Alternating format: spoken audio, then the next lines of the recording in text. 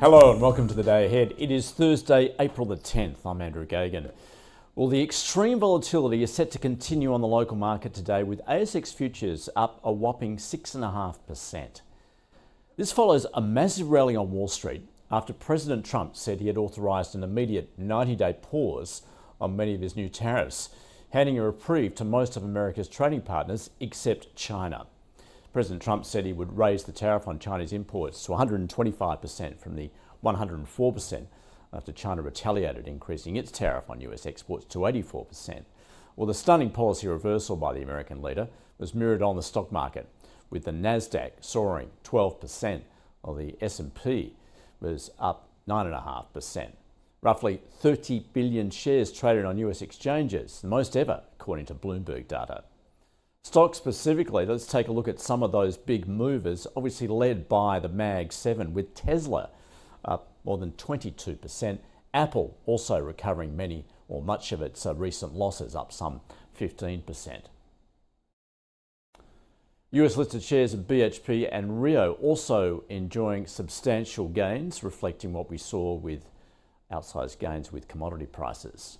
And shares of the gold miners rose, tracking the price of bullion after Beijing's announcement of more duties on the US. Well, Donald Trump's about-face on tariffs came less than 24 hours after they took effect. He said he would suspend targeted tariffs for 3 months to allow time for US officials to negotiate with countries that have sought to reduce them. A 10% blanket duty on almost all US imports will remain in effect, along with duties on cars, steel and aluminium. The global trade upheaval, which has erased trillions of dollars from global equity markets, has also led to a surge in US government bond yields, which may have been what prompted the president to issue the reprieve, saying, "I saw last night that people were getting a little queasy. The bond market right now is beautiful." But he's ramped up pressure on China, raising the tariff on Chinese imports to 125% from the 104%, further escalating a confrontation between the two largest economies. When questioned about the tariff tit for tat between the two countries, US Treasury Secretary Scott Bessent said, and you might even say, that he goaded China into a bad position. They responded. They've shown themselves to the world to be a bad actor. Well, the US 2-year Treasury yield rose to 3.89%, reflecting reduced chances of the Fed easing as markets lowered expectations of a US recession. The 10-year yield ranging between 4.3 and 4.5%.